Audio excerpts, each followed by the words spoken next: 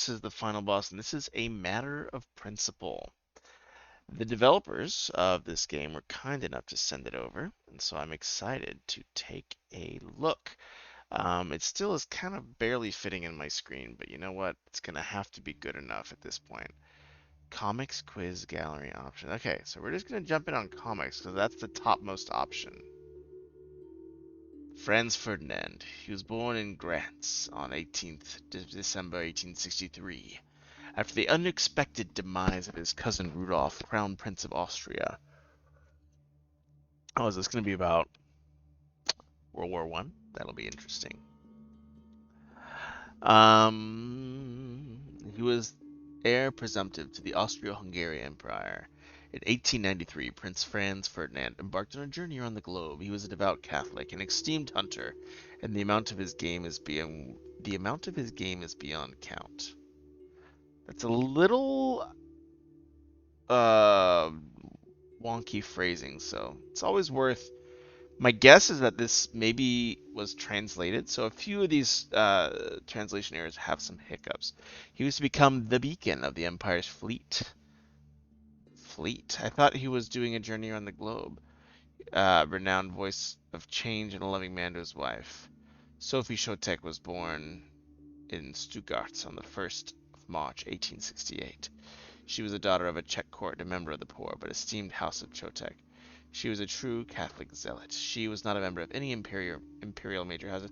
So again, this is a lot of exposition early, which is okay, partially because we're using characters that we know. And as the reader, I know that this situation that we're setting up is about to crumble because, Franz Ferdinand is assassinated. Um, though I am kind of curious, but this still I think is slowing down my pacing into the story. I kind of would want to see at least some sort of almost creative writing voice, who's the storyteller telling me about these people? Those types of voiced narrators can make a huge impact in how a story is communicated and how it, feels to the reader. Also, just as a note, I had to screen share this because it was not working through normal means. So, food for thought for the developers. That that's something that is worth thinking about if you are sending your game to streamers. Is that, oh man, can is it going to be easy for them to actually stream and set this up? All right. Garvilo Princip was born 25th July. Was born the is kind of what you're looking for there. An obligage. Let's elaborate on that and rewind a bit. The matter of principle. This work is fictional. Authors does not justify the actions of the main characters. The purpose of the work is solely to study the characters in a complex historical context. Bosnia, 1900. Nico, your name means victor. A great destiny awaits you. What an ancient name it is. It means magnificent. We named you after your grandfather who fought with the Turks for freedom to his motherland. You are growing up to be a decent and good Serb on your own. So, yeah, and this is interesting because this is going to probably be more of a writing, editing stream than it is a, gameplay stream, right? And so these types of character intros with other characters talking about them or describing them are generally, I mean, they can be effective, but it's generally less engaging than a character in action, a character in motion, where we can see them for ourselves. And so, while these introductions are interesting, it doesn't quite have the momentum I think you want to really see this evolve. Yeah, really, your mother wanted to call you Spiro for your late brother, because this is all stuff in the past. We already know the outcome, right? We already know that this person will attack, will assassinate Franz Ferdinand. Um, but yeah, you christen you after the Archangel Gabriel, who takes the souls of the righteous. When you were born, you were weak, but God's grace you turned to be healthy, but just and fair. Tell us about our name, about our sir. All right then, Nico, I'll do just that.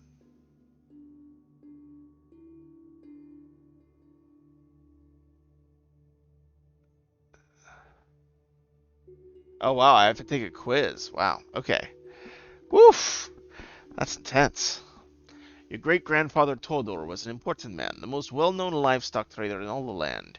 He dressed in style and usually rode to Dalmatia on his gorgeous steed, so the locals Italian called him Il Principe Bosniaco, the Prince of Bosnia.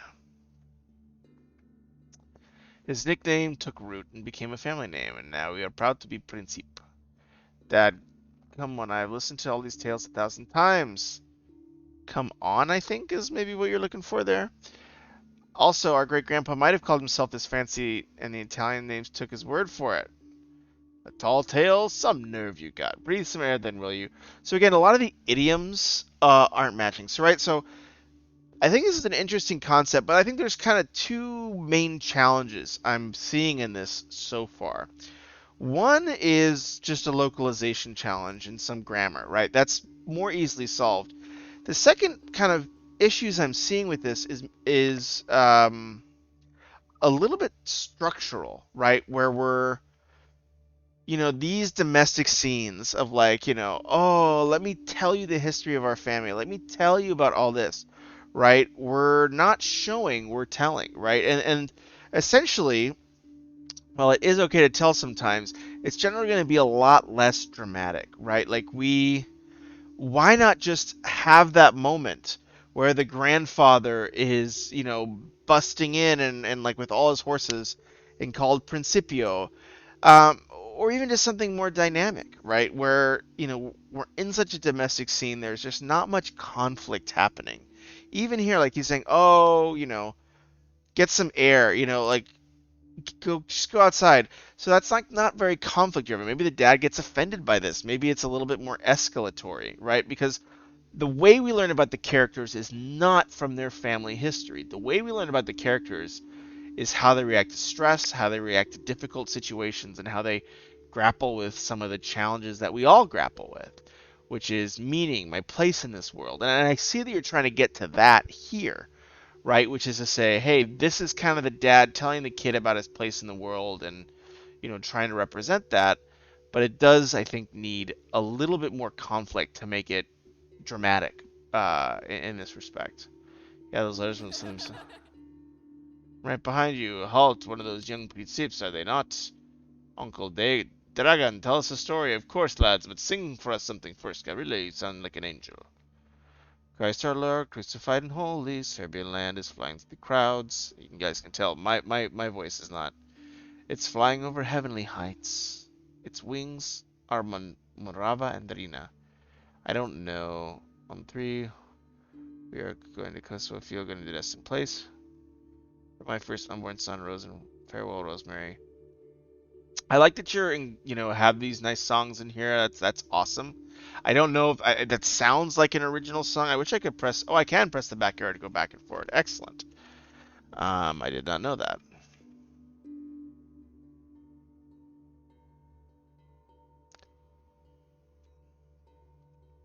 The boundless reaches, the sincere looks in the eyes, the great songs, the beautiful men and women, the honest neighbors, the hard labor.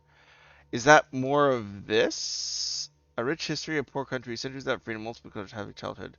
This is Bosnia and Herzegovina, the second motherland, and the first home of Gavrilo Princip. Matter of principle. Chapter 2. Vienna, Austria, Hungary. You're going to marry one of the noble heiresses. It's final. Good job, though, in terms of, like, graying out the character who's not talking. That's a great way to add life to a dialogue like this. Far above the throne. Can you imagine an heir to the Austro-Hungarian Empire is to marry a countess of such pathetic origin? Impossible!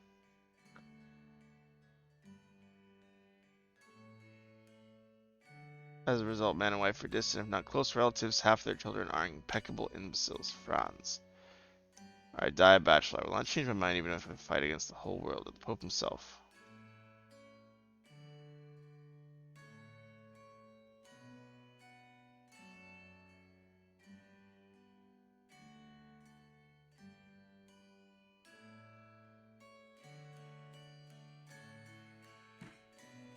He walks out. So this is better, right? So this is like an argument, right? So I think this is a little bit more in scene than the previous one around telling a story and like, a story about the past, right? Where we actually get an argument, we get a little bit of back and forth, and some of it's shown visibly. You will have no privileges, hold no titles, and rather than saying, I don't care about privileges and titles, oh, well, we do that. We do that. We verbal double a little bit here. But at least in this one, we say, France, your children will be absent from the line of succession. And then we just jump to him walking away. And I think this is a much more effective moment than this, right? I mean, this is, they're both saying, so one that we're having the same moment twice in very quick succession, which is a thing called verbal doubling, which you should generally try to avoid. However, this does give us a good contrast of like by saying it, by telling us, I have no need of that, thank you. Like that's fine because it's in voice and in character, but this is just so much more effective where he just says, your children, like the thing you should care about the most won't be in the line of succession, and he just walks away. And that's another good show. Like we know who that character is, we know it's the guy who's mad.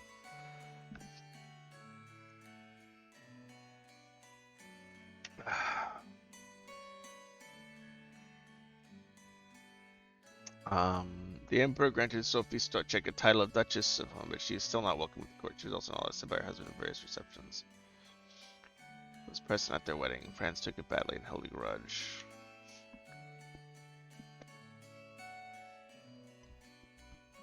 Surely he and Sophie are going to have kids and live happily ever after. Again, that's another bit of a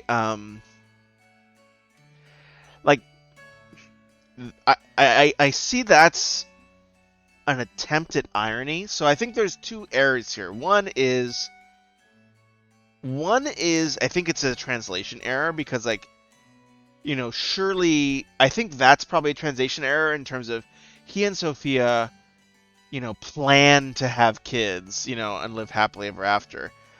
Potentially.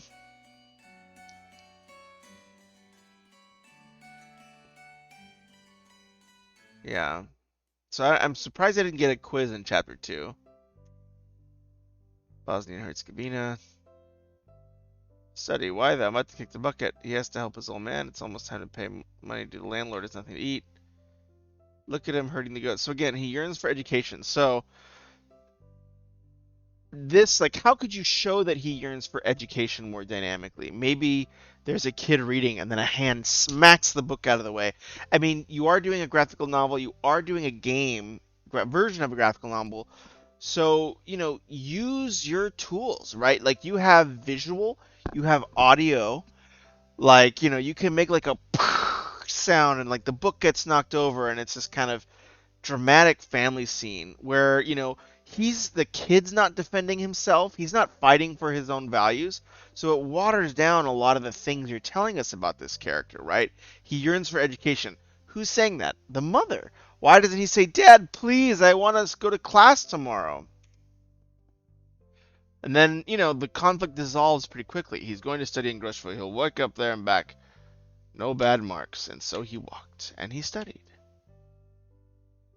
Come sit and eat like everyone else. He was a diligent student, a passionate reader, a fine young man. Feel about Serbian culture. This is my gift to you for the advances in studies. You are bound to be a hell of a patriot.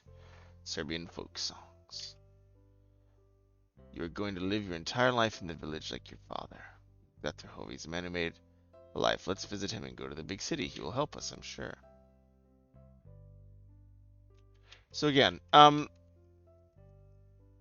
would definitely encourage, the writers of this at least to get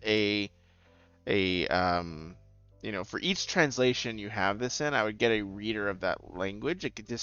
This definitely does not feel, this feels like it has been translated. Whether that's just, hey, something random or anything, it's there's a few idioms that are lost. There's a few turns of phrases that don't match. And also it's using an older register of language. Like he will help us, I'm sure. Like that's even if we're in olden times and talking in that language, that kind of older register of language doesn't really, one, it doesn't add much drama to the scene, right? Because if we kind of use like really archaic, more florid language, um, it will make the scene feel less urgent, right? Because it just takes longer to say some certain things in an older register of language, and so it's going to slow down the scene, which it is doing here. But then also, that, yeah, I would definitely have like someone review this on this side. Why not, Father? I really just want to study. That's all. So again, we're stating what we want. So anytime a character says "I want" or "I feel," you should check and see if there's a way that you can show that, right? How do you show me what he wants? Like, maybe he's reading a book while his father is saying this to him, or like, he volunteers. He asks his dad, can I go see this person in the city? I want to make a life for myself. I don't want to be out here on the farm. Um, because the father is telling him this. And initially, the father didn't want him to be a student. And now the father's like, oh, hey, you can go be a super student over here with this guy Jovo in the city. So again, these are those types of, structural level things where, you know, we're telling the reader what the character wants, rather than having the character just act.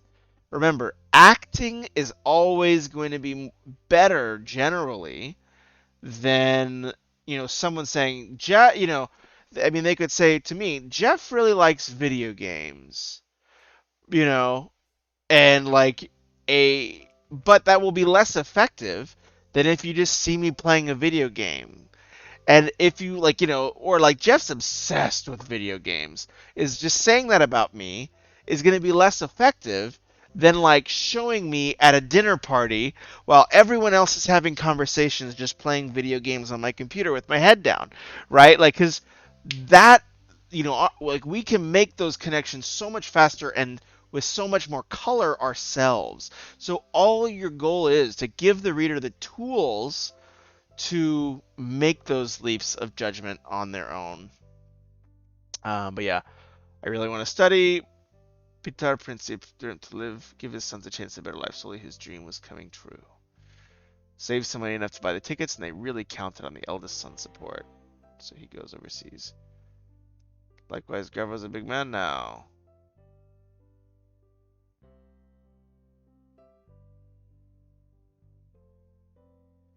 So yeah, so I'm gonna go ahead and stop here. I think this is an interesting story. I like the fact that you have this huge historical event, which is around Franz Ferdinand, and what happened, and I think it's really valuable to to bring it into new media, right? To saying, hey, there's a re-envisioning of this story of what happened, and how do we bring it into new media, bring it into games so that hopefully more people, can experience, hey, what happened in World War One? What kind of were these causes, and humanizing them, with sort of saying, hey, this person came from a poor family, and these types of things in your narrative here, right? So, yeah, I think this is a really cool project. I think this is a project that definitely needs to exist. And I would just say, yeah, like, as a writer, whether it's on this project or a future one, really think about, how do I use the tools that I have, right? I have image, I have sound, I have, animations, which you can do in games, right? So how do you use those tools to give the facts that are currently being given through characters stating, I really want to study, or I really like, you know, candy, right? Like another way to show that I really like candy is like if I'm just like always every minute I have a piece of candy that I'm eating, right? And you can do that so well in imagery, right? Where like they can be talking about something else, but like he's eating a candy and then he munches another one and he munches another one. At the end of the scene, the guy says, "Why don't you just take the bowl? Why, like, why, like if I go to a doctor's office, and they have those little lollipops and you take one and take another, and they just give me the bowl after I leave the appointment, like that, those are methods of really letting your reader do a little bit of that interpretation work, and your reader will thank you for it. But overall, I think this is a very, I mean, the art is fantastic. You know, if you want to do art for a game, let me know.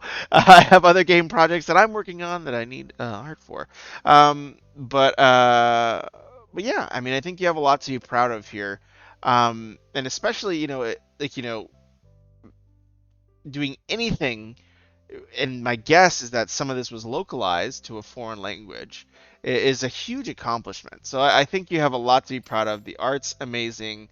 It's beautifully done. The way you've set up, like scene focus and stuff like that, is really brilliant, right? Like I think the way you're using, light and dark to kind of highlight the scene and bring us through a comic is really bright, is really, really smart. So I think you're doing a lot of great things here. And I think, the thing that I would encourage you to keep developing is that writing aspect, which is how do I tell the story in a way that I can make the reader participate by giving them some information, sneakily, and letting them work some of it out, and then also just continuing to evolve the language into whatever language you're translating it for.